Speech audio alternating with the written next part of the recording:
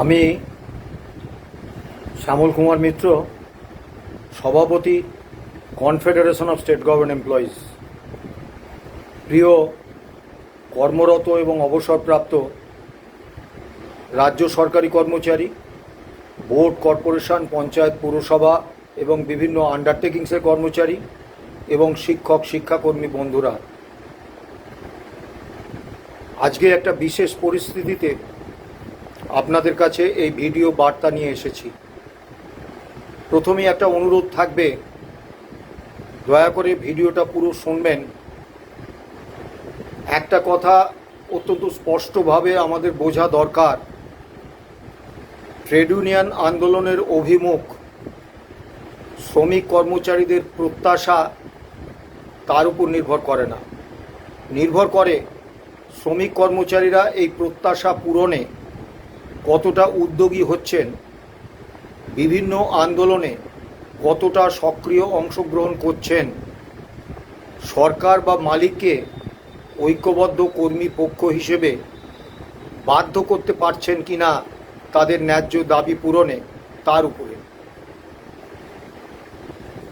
কেন্দ্রীয় সরকার এবং অন্য বেশ কিছু রাজ্য সরকার বর্তমানে 60% ডিএ পাচ্ছেন, আমরা 42% ডিএতে পিছিয়ে, কারণ আমাদের ডিএ এখন 18%।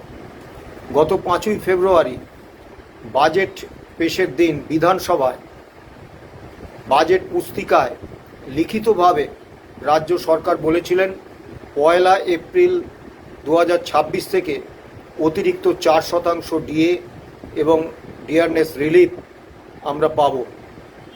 এবং মাননীয় মুখ্যমন্ত্রী বিধানসভার ভিতরে, বিধানসভার বাইরে বিভিন্ন নির্বাচনী সভায় বেশ কয়েকবার এই প্রতিশ্রুতি দিয়েছেন।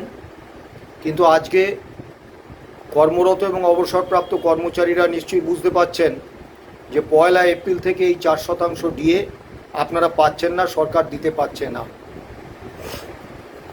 বা সরকার দিচ্ছে না।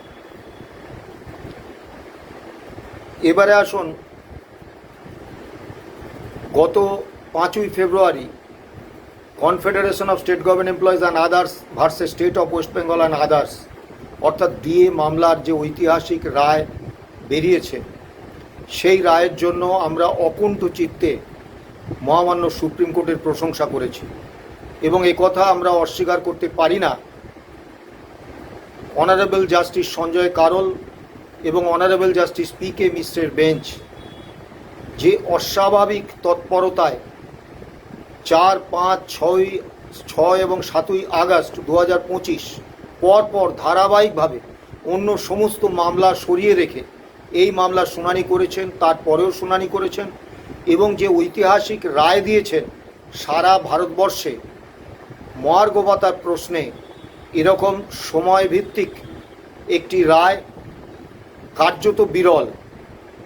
এবং আরও একটি কারণে এটি উল্লেখযোগ্য যে মহামান্য সুপ্রিম কোর্ট রাজ্য সরকারের উপর ভরসা বা আস্থা রাখেননি, তারা নিজেরাই মহামান্য সুপ্রিম কোর্টের অবসরপ্রাপ্ত বিচারপতি অনারেবল জাস্টিস ইন্দু মালহোত্রা, অন্য 2 হাইকোর্টের 2 প্রাক্তন প্রধান বিচারপতি এবং সিএজির একজন পদস্থ আধিকারিককে নিয়ে 4 সদস্যের একটি কমিটি করে দিয়েছেন, যে কমিটি এই রায় কার্যকর করার ক্ষেত্রে নজরদারি করবে এবং সরকারের সঙ্গে আলোচনার মাধ্যমে সরকারকে এই রায় পূরণে বাধ্য করবে। অর্থাৎ রায় কার্যকর করার দায়িত্বটাও মহামান্য সুপ্রিম কোর্ট নিজের কাঁধে রেখেছেন। এখন প্রশ্ন হচ্ছে, রাজ্য সরকার কি আদৌ সুপ্রিম কোর্টের রায় মানলেন? মহামান্য সুপ্রিম কোর্টের রায় বলা ছিল যে অবিলম্বে 25% ডিএ দিতে হবে, ইমিডিয়েটলি শব্দটা বলা ছিল, এবং বাকি 75%-এর প্রথম কিস্তি 6 মার্চ ইন্দু মালহোত্রার কমিটি যতটা মনে করবেন রাজ্য সরকারের সঙ্গে আলোচনা করে সেই পরিমাণটা 31শে মার্চের মধ্যে দিতে হবে। এখন রাজ্য সরকার সুপ্রিম কোর্টে যে হিসেব দাখিল করেছিলেন যে মহামান্য সুপ্রিম কোর্টের রায় কার্যকর করতে তাদের 41,770 কোটি টাকা লাগবে। তাই 41,770 কোটির 25% হচ্ছে 10,442.5 কোটি টাকা। এবং এর উপরে বাকি 75%-এর প্রথম কিস্তিটা যদি যোগ করা হয় তাহলে টাকার অঙ্কটা 10,442.5 কোটি থেকে আরও অনেকটা বেশিই হবে। কিন্তু এই রাজ্য সরকার গত 15ই এপ্রিল মহামান্য সুপ্রিম কোর্টে জানিয়েছেন যে তারা এ পর্যন্ত 6,650 কোটি টাকা খরচ করেছেন রাজ্য কর্মীদের বকেয়া ডিএ বা ডিয়ারনেস রিলিফ দিতে। অর্থাৎ রাজ্য সরকারের এই তথ্যই প্রমাণ করে দিচ্ছে যে রাজ্য সরকার মহামান্য সুপ্রিম কোর্টের নির্দেশ মানেননি। দ্বিতীয় বিষয়টায় আসি, 2011-12 থেকে 21-22 অর্থবর্ষ পর্যন্ত পশ্চিমবঙ্গ সরকার রাজ্য কর্মীদের বেতন এবং পেনশন খাতে যে বরাদ্দ করেছিলেন তার মধ্যে 25,262 কোটি টাকা রাজ্য সরকার খরচ করেননি এবং নিয়ম মতো সেই টাকাটা রাজকোষে অব্যয়িত অবস্থায় পড়ে আছে। কেন্দ্রীয় অর্থ কমিশন এই খাতে যে টাকা দিয়েছিল তার মধ্যে 9,000 কোটি টাকা রাজ্য সরকার খরচ করেননি। অর্থাৎ 34,262 কোটি টাকা রাজ্য কর্মীদের বেতন এবং পেনশন বাবদ টাকা এটা কিন্তু রাজকোষে পড়ে আছে। এবং আমরা জানি কর্মীদের বেতন এবং ভাতা পেনশন খাতের টাকা অন্য কোনো খাতে নিয়ম অনুসারে খরচ করা যায় না। অর্থাৎ ধরে নেওয়াই যায় এই 34,262 কোটি টাকা রাজ্য সরকারের ভাড়ারে রাজকোষে পড়ে আছে অব্যয়িত অবস্থায়। এই টাকাটা হচ্ছে 41,770 কোটি টাকার 82.025%। আবার দেখুন, রাজ্য সরকারি কর্মচারীদের এ, বি এবং সি গ্রুপের কর্মচারীদের বকেয়া এপ্রিল 2008 থেকে ডিসেম্বর 2019 পর্যন্ত বকেয়া দেওয়ার রায় হলেও তারা বর্তমানে দিচ্ছেন জানুয়ারি 2015 থেকে ডিসেম্বর 2019 পর্যন্ত। এই টাকাটা তারা প্রভিডেন্ট ফান্ডে ঢুকিয়ে দিয়েছেন, যদিও রায়ের কোথাও প্রভিডেন্ট ফান্ডের টাকা ঢুকিয়ে দেওয়ার কথা বলা নেই। অর্থাৎ এই এ, বি, সি রাজ্য সরকারি কর্মচারীদের জন্য যে টাকাটা খরচ করতে হতো সেই টাকাটা কিন্তু রাজ্য সরকারকে এখনই খরচ করতে হচ্ছে না, সেটা খাতায় কলমে ওই প্রভিডেন্ট ফান্ডে চলে যাচ্ছে। 2 বছরের লক ইন পিরিয়ড আছে, 2 বছর পরে রাজ্য সরকারের খরচ করার প্রশ্ন। অর্থাৎ এই মুহূর্তে কোষাগারে যে 34,262 কোটি টাকা রাজ্য কর্মীদের বেতন এবং পেনশন বাবদ থাকার কথা, সেই টাকাতে কিন্তু বাকি রাজ্য কর্মীদের সকলের জন্য এই সুপ্রিম কোর্টের রায়টা কার্যকর করে দেওয়াই যেত। তাহলে রাজ্য সরকার পারছেন না কেন? এখানে কিন্তু রাজ্য সরকারের সদিচ্ছা অসদিচ্ছার প্রশ্ন উঠছে না। এই কারণে উঠছে না যে মহামান্য সুপ্রিম কোর্ট দেশের সর্বোচ্চ ন্যায়ালয়, সেই সুপ্রিম কোর্ট অন্তিম রায় দিয়ে দিয়েছেন এবং সেই রায় কার্যকর করার দায়টাও নিজের কাঁধে রেখেছেন। এই রায় রাজ্য সরকারকে মেনে নিতেই হবে। তাহলে আমরা ধরে নিতেই পারি রাজকোষে এই যে টাকাটা থাকার কথা, এই 34,262 কোটি টাকা, সেই টাকাটা নেই, রাজ্য সরকার অন্য খাতে খরচ করে ফেলেছে। আপনারা জানেন আমাদের বাড়ির বিবাহিতা মা বোনেরা বা স্ত্রীরা তারা যখন বেনারসি শাড়ি পরে নিত্যদিনের কাজকর্ম করেন, রান্না করেন, ঘরঝাড় দেন, তখন ধরে নিতে হয় যে তার অন্য পরনের শাড়ি কেনার মতো সামর্থ্য আর নেই। একই রকমভাবে যখন রাজ্য কর্মীদের বেতন এবং ভাতা খাতের টাকা বেআইনিভাবে অন্য খাতে খরচ করা হয়, তখন ধরে নিতে হয় রাজ্য সরকারের ভাড়ারে খুব টান পড়েছে। এবারে আমরা কোন অবস্থায় আছি দেখুন, অসংখ্য ফোন পাচ্ছি। প্রথম ধরনের ফোন হচ্ছে ট্রেজারিতে যেসব রাজ্য সরকারি কর্মচারীরা অবসরপ্রাপ্ত, যারা পেনশন পান বিভিন্ন জেলার, সেই ট্রেজারিতে পেনশন পাওয়া বেশ কিছু কর্মচারী, তাদের নামটা অর্থ দপ্তরের পোর্টালে নেই। তারা এই বকেয়া 16 থেকে 19 পর্যন্ত বকেয়া টাকাটা তারা পাননি। তারা ফোন করছেন, তাদের অর্থ দপ্তর বলছে তাদের ভুল হয়েছে, সংশোধন করে দেবে। এখনও সংশোধনের প্রক্রিয়া শুরু হয়নি। দ্বিতীয় যে সবথেকে বেশি ফোন আসছে, যারা কলকাতা মিউনিসিপ্যাল এলাকার বিভিন্ন ব্যাংক থেকে পেনশন পান, সেই সব রাজ্য সরকারি কর্মচারীরা, তারাও কিন্তু কেউ 1 পয়সা পাননি। 2রা এপ্রিল থেকে ট্রেজারিতে পেনশন পাওয়া পেনশনারদের টাকা ঢুকতে আরম্ভ করেছে। টাকার পরিমাণ বা সেক্ষেত্রে বঞ্চনা নিয়ে আমি পরে আসছি। টাকা ঢুকতে আরম্ভ করেছে, কিন্তু কলকাতা মিউনিসিপ্যাল কর্পোরেশন এলাকার ব্যাংক থেকে যারা পেনশন নেন তাদের ব্যাংক অ্যাকাউন্টে 1 পয়সা এখনও ঢোকেনি। আমরা 3রা এপ্রিল থেকেই বিভিন্ন ব্যাংকের হেড অফিস এবং এজি অফিস এবং অর্থ দপ্তরের সঙ্গে যোগাযোগ করেছি, তাদের সঙ্গে কথাবার্তা বলেছি। এখন আপনারা জানেন যে নবান্নে আমাদের ঢুকতে দেওয়া হয় না, ফলে অর্থ দপ্তরের সঙ্গে যোগাযোগের একমাত্র মাধ্যম ইমেল মারফত তাদের চিঠি পাঠানো অথবা ফোনে যোগাযোগ করা। ফোন করলে তারা ধরেন না, কাজে আমরা বেশ কিছু ইমেল তাদের কাছে পাঠিয়েছি। অর্থ দপ্তরের সচিব, additional chief secretary in charge of finance department এবং চিফ সেক্রেটারিকে, তার কোনো উত্তর পাইনি। এজি, অর্থ দপ্তর এবং কেন্দ্রীয় বিভিন্ন ব্যাংকগুলো, রাষ্ট্রায়ত্ত ব্যাংকগুলো, তারা গত 9 এপ্রিল একটি বৈঠক করেছে। বৈঠকে স্থির হয়েছিল যে বিভিন্ন ব্যাংকগুলো তারা কত পেনশনারকে পেনশন দেন সেই পেনশনারদের হিসেবটা তারা রাজ্য অর্থ দপ্তরে দিয়ে দেবেন। অর্থ দপ্তর সংশ্লিষ্ট পিএসএদের নির্দেশ দেবেন যে তারা যেন দ্রুত গতিতে এই পেনশনারদের বিল তৈরি করে সেই বিল এজির মাধ্যমে ব্যাংকগুলোকে পাঠিয়ে দেন।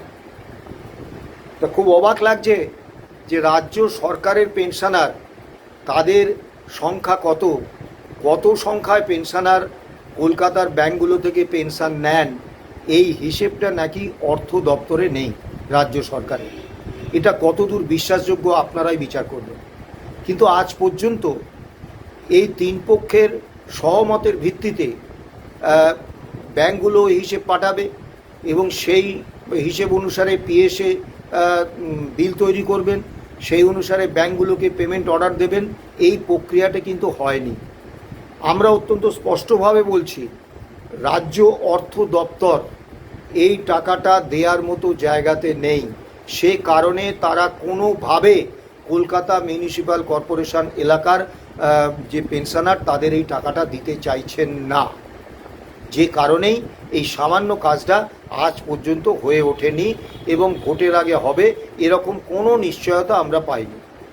এবারে আসুন অন্যান্য যে রাজ্য কর্মী, অর্থাৎ শিক্ষক, শিক্ষাকর্মী, বোর্ড, কর্পোরেশন, পঞ্চায়েত, পুরসভা এবং বিভিন্ন যে আন্ডারটেকিংস, তাদের ক্ষেত্রে একাধিক প্রশাসনিক অর্ডার হয়েছে যে ম্যাচিং অর্ডার তৈরি করবে বিভিন্ন প্রশাসনিক দপ্তর এবং তারপর অর্থ দপ্তরের অনুমোদন নিয়ে তারা পেমেন্ট শুরু করবে। কিন্তু দুর্ভাগ্যের বিষয়, এই প্রশাসনিক অর্ডার হওয়ার অতিরিক্ত কোনো কাজ তাদের জন্য হয়েছে বলে আমরা মনে করছি না। যেখানে নিয়ম অনুসারে যে কোনো প্রশাসনিক অর্ডার, এবং এই প্রত্যেকটি প্রশাসনিক অর্ডারের কোথাও সুপ্রিম কোর্টের রায় মেনে বা সুপ্রিম কোর্টের নির্দেশ মেনেই প্রশাসনিক অর্ডারগুলো হচ্ছে, এটা কিন্তু বলা নেই। জোচ্চোরের বাড়ি ফলার, না চালে বিশ্বাস নেই। যতক্ষণ না তাদের ব্যাংক অ্যাকাউন্টে কোনো টাকা ঢুকছে ততক্ষণ পর্যন্ত আমরা নিশ্চিত হতে পারছি না যে রাজ্য সরকার তাদের নিয়ে ঠিক কী করতে চাইছে। তারা পাননি এবং 2008 থেকে এপ্রিল 2008 থেকে 2015 পর্যন্ত এখনই দিচ্ছেন না। তারা বলেছেন তাদের কাছে নাকি তথ্য নেই, ডেটাবেস নেই। এটাও মিথ্যে কথা, কারণ 2015 পর্যন্ত কোষা নামক একটি সিস্টেমে কর্মীদের বেতন হতো। কোষা ছিল দপ্তর ভিত্তিক একটি প্রক্রিয়া। আমরা যদি ধরেও নিই যে 2-1টা বা 3-4টে দপ্তরে এই কোষার ডেটা ভান্ডার নষ্ট হয়ে গেছে, সারা পশ্চিমবাংলার সমস্ত কর্মচারীদের বেতন এবং পেনশনের কোষার যে ডেটা ভান্ডার সেটা নষ্ট হয়ে গেছে, এটা বিশ্বাস করা যায় না। কাজেই আর তাছাড়া যখন 2025 সালের 16ই মে অনারেবল জাস্টিস সন্দীপ মেহতা এবং অনারেবল জাস্টিস সঞ্জয় কারোলের বেঞ্চ 25% ডিএ দেওয়ার বা ডিয়ারনেস রিলিফ দেওয়ার ইন্টারিম অর্ডার দিয়েছিলেন, তখনই তো রাজ্য সরকার জেনে গিয়েছিলেন যে সকলকে এই ইন্টারিম অর্ডার অনুসারে 25% ডিএ বা ডিয়ারনেস রিলিফ দিতে হবে, তার জন্য তাদের ডেটা ভান্ডার দরকার। তখন থেকে তারা যদি উদ্যোগ নিতেন তাহলে আজ তাদের ডেটা ভান্ডারটা তৈরি হয়ে যেত। এবং ইন্দু মালহোত্রার কমিটিতে আমরা শুনতে পাচ্ছি রাজ্য সরকার জানিয়েছেন তাদের এই প্রক্রিয়াটা সম্পন্ন করতে নাকি 2 বছর সময় লাগবে। আমরা 10 বছর ধরে 11 বছরে মামলা পড়েছে, 10 বছর ধরে এই মামলা করছি, আবার যদি 2 বছরের গল্প চালিয়ে দেওয়া হয়, আমি জানি না কতজন পেনশনার বেঁচে থাকবেন এই টাকাটুকু নেওয়ার জন্য। এবারে আসুন যে রাজ্য সরকার মানে নজিরবিহীনভাবে যে আমি শব্দচয়নে খুব সতর্ক থেকে বলছি, যে জোচ্চুরি, যে প্রতারণা রাজ্য কর্মীদের সঙ্গে করেছেন তার কোনো নজির স্বাধীন ভারতের ইতিহাসে কোথাও নেই। কারণ আমরা সবসময় মনে করি সরকারি তথ্য মানে হচ্ছে প্রামাণ্য তথ্য। সরকার যেটা বলছেন সেটা অবশ্যই তথ্য প্রমাণের উপর ভিত্তি করে একদম সঠিক সত্য কথা। সরকার কি করেছেন? মহামান্য সুপ্রিম কোর্ট রায় দিয়েছিলেন এপ্রিল 2008 থেকে ডিসেম্বর 2019 পর্যন্ত বকেয়া ডিএ বা ডিয়ারনেস রিলিফ গণনা করতে হবে all India consumer price index মেনে। রাজ্য সরকার কি করেছেন?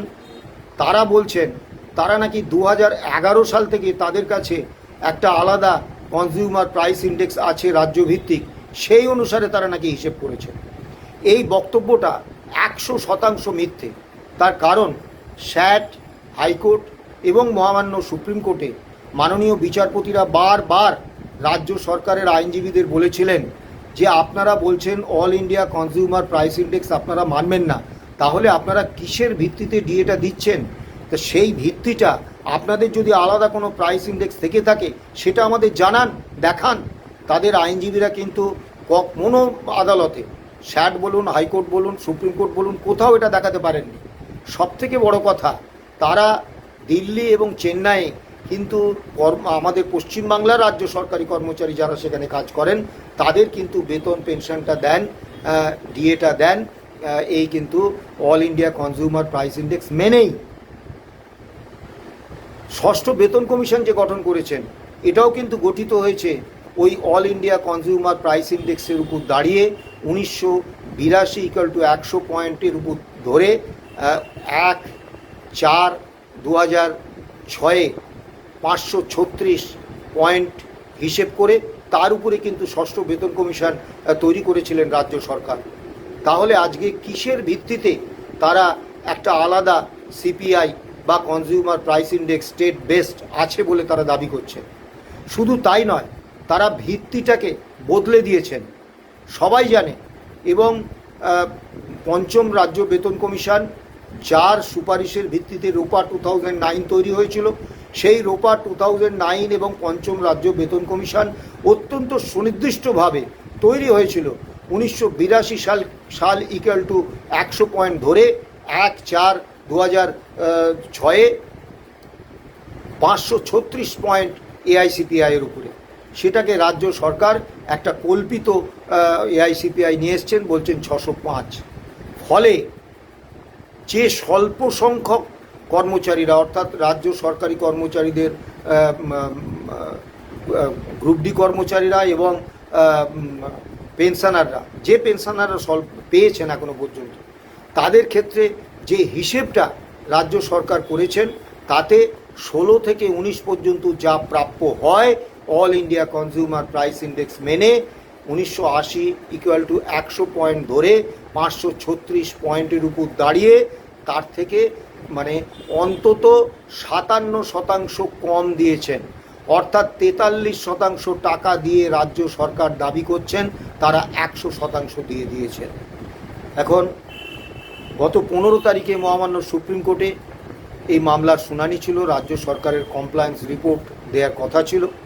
আমরা মহামান্য সুপ্রিম কোর্টে গিয়ে জানতে পারি রাজ্য সরকারের কমপ্লায়েন্স রিপোর্ট তাদের হাতে তখনও পৌঁছয়নি এবং আবার একটা তারিখ আগামী 6 মে আমরা নিয়ে ফিরেছি। কিন্তু সেদিন মহামান্য সুপ্রিম কোর্টের এর আগে এই মহামান্য সুপ্রিম কোর্টের অনারেবল জাস্টিস সঞ্জয় কারোল এবং অনারেবল জাস্টিস PK মিশ্রের যে রায়, সেই রায়কে এবং তাদের যে পর্যবেক্ষণ এবং তাদের যে তৎপরতা এবং তাদের যে কর্মী অনুকূল মানসিকতা তার আমরা উচ্চ প্রশংসা করেছি। সাথে সাথে গত 15 তারিখে আমরা কিন্তু চূড়ান্ত হতাশ হয়েছি, কারণ মহামান্য সুপ্রিম কোর্ট কোথায় যেন মনে হলো রাজ্য সরকারের বক্তব্যটাকেই গ্রহণ করছেন। এবং সবথেকে বড় কথা, একটা নতুন বিষয় শুনলাম যে part compliance is also a compliance. আমি জানি না যে সুপ্রিম কোর্টের নির্দেশের একটা শব্দ না মানা কিভাবে পার্ট কমপ্লায়েন্স হতে পারে। সবথেকে আমরা আহত হয়েছি অনারেবল জাস্টিস সঞ্জয় কারোলের একটি মন্তব্যে, যখন আমাদের senior advocate Bikash Ranjan Bhattacharya, senior advocate রহিম এবং অ্যাডভোকেট ফিরদৌস শামীমরা এক সুরে বললেন রাজ্য সরকার সুপ্রিম কোর্টের রায় মানেননি, তারা 25% দেননি এবং তারপরে যে 75%-এর প্রথম কিস্তি সেটাও দেননি, সমস্ত রাজ্য কর্মীদের দেননি, একটা অংশকে দিয়েছেন। কিন্তু মহামান্য সুপ্রিম কোর্টের মাননীয় বিচারপতি বললেন যে কিছু তো পেয়েছেন, এটা তো অস্বীকার করতে পারেন কি যে কিছু পেয়েছেন। আমরা কিছু পাওয়ার জন্যে কিন্তু এই মামলা করিনি। আজকে দীর্ঘ 11 বছরে মামলা পড়েছে।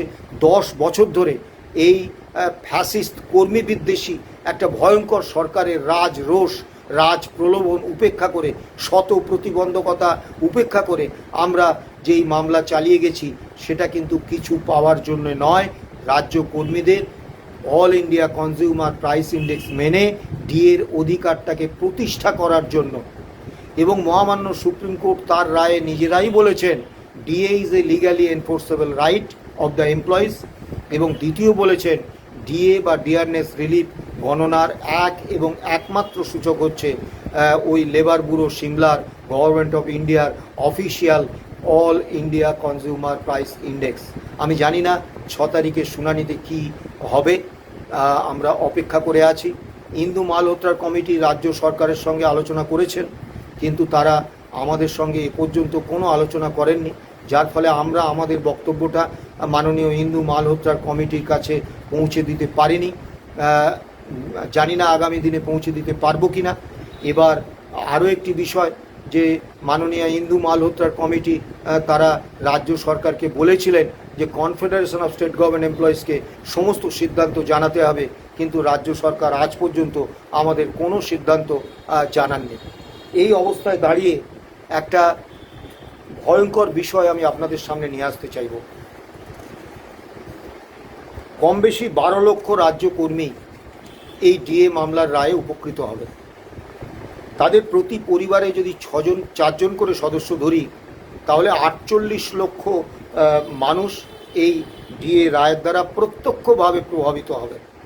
আমি যদি 48 লক্ষের মধ্যে ধরে নিই 8 লক্ষ নাবালক নাবালিকা, তাহলেও 40 লক্ষ রাজ্য কর্মী এবং তাদের পরিবার কিন্তু ভোটার।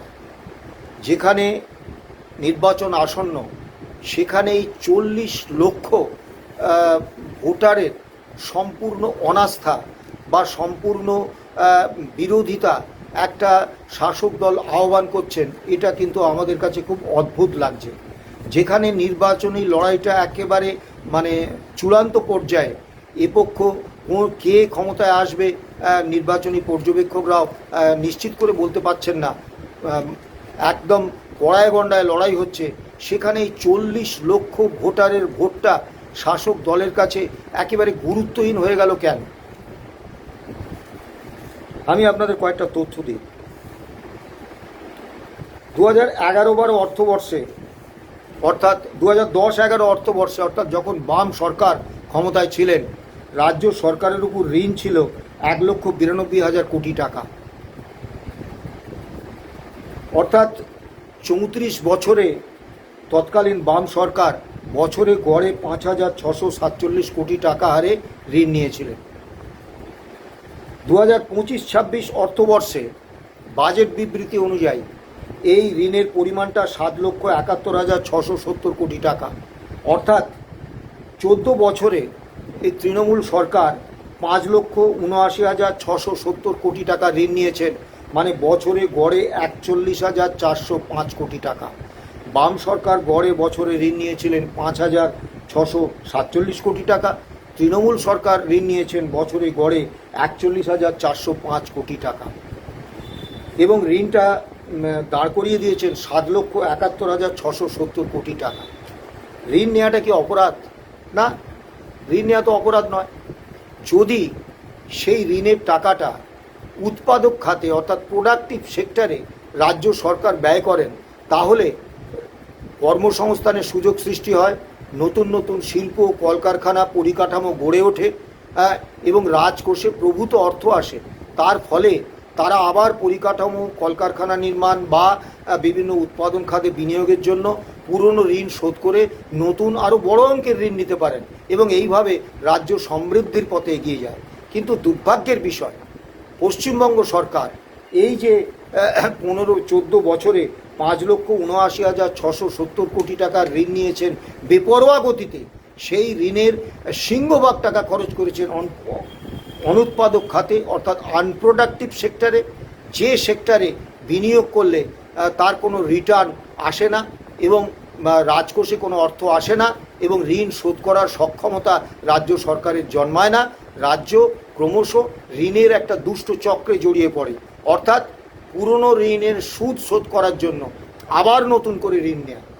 এবং বর্তমানে যে অবস্থায় এসে দাঁড়িয়েছে, আপনারা বাজেট যদি দেখেন দেখবেন যে রাজ্য সরকারের নিজস্ব সূত্র থেকে যা আয়, সেই আয়ের প্রায় সবটাই চলে যাচ্ছে এই গৃহীত ঋণের সুদ মেটাতে।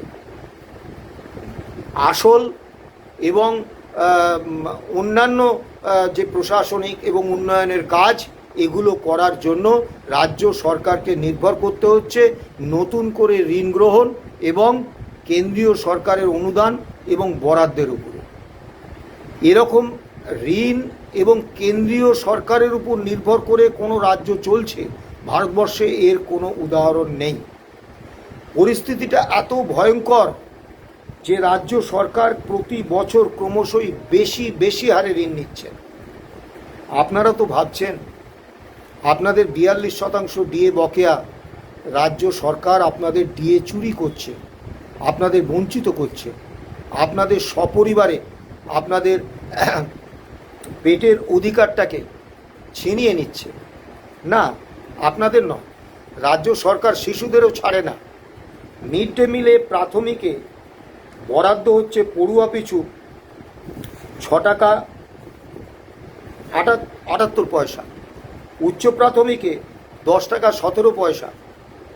স্বাভাবিকভাবে বর্তমান দ্রব্যমূল্যের বাজারে এই সামান্য অর্থে মিড ডে মিলে স্বাস্থ্যকর পুষ্টিকর কোনো খাবার, মধ্যাহ্নভোজ ওই প্রাথমিক বা উচ্চ প্রাথমিক পড়ুয়াদের দেওয়া সম্ভব নয়।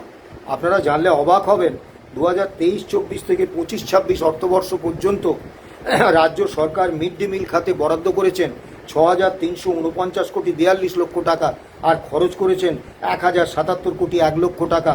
খরচ করেননি 5,272 কোটি 41 লক্ষ টাকা, অর্থাৎ বরাদ্দের প্রায় 83% টাকা রাজ্য সরকার খরচ করেননি ওই প্রাথমিক বা উচ্চ প্রাথমিকের মিড ডে মিল নেন যে পড়ুয়ারা, তাদের থেকে ছিনিয়ে নিয়েছেন এই টাকাটা।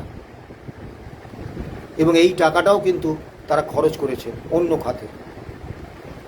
আপনারা জেনে অবাক হবেন, আইসিডিএস 6 বছর পর্যন্ত বাচ্চাদের মধ্যাহ্নভোজ দেওয়ার কথা, পুষ্টিকর এবং খুব স্বাস্থ্যমূলক খাবার দেওয়ার কথা মধ্যাহ্নভোজ, তার জন্য বরাদ্দ 8 টাকা। সরকারি হাসপাতালে 3 বেলা পুষ্টিকর আহার এবং 2 বেলা চা দেওয়ার জন্য বরাদ্দ 56 টাকা। তা রাজ্য সরকার সেগুলো বাড়াতে পারছেন না অর্থাভাবে। কারণটা কি? কারণটা হচ্ছে এই রাজ্য সরকারের এক এবং একমাত্র লক্ষ্য, যেহেতু বাস্তবে কোনো দীর্ঘমেয়াদী উন্নয়ন, কোনো শিল্পায়ন, কোনো কর্মসংস্থান এই রাজ্য সরকার করতে পারেননি, সেই কারণে তারা অনুদান দিয়ে ভোট কিনতে চাইছে। সামাজিক খাতে বিনিয়োগ সারা ভারতবর্ষের প্রত্যেকটি রাজ্য সরকার করে, কেন্দ্র সরকার করে, কিন্তু সেই বিনিয়োগের লক্ষ্য হচ্ছে যে যারা গরিব মানুষ, নিম্নবিত্ত মানুষ, বিপিএল তালিকার নিচে যাদের বাস, তাদেরকে সামাজিক বিভিন্ন প্রকল্পের মাধ্যমে সরকারি অর্থ বা বিভিন্ন প্রকল্পের সুযোগ পৌঁছে দেয়া। পশ্চিমবাংলায় রাজ্য সরকার সামাজিক প্রকল্পের নামে সকলকে এই অর্থ বিলিয়ে দিচ্ছেন, ফলে গরিব এবং নিম্নবিত্ত মানুষদের যে প্রাপ্য ছিল সেই প্রাপ্যের থেকে অনেক কম টাকা তারা পাচ্ছেন, তাদের সেই টাকাটা ধনী, অতি ধনী সচ্ছলদের বিলিয়ে দেওয়া হচ্ছে।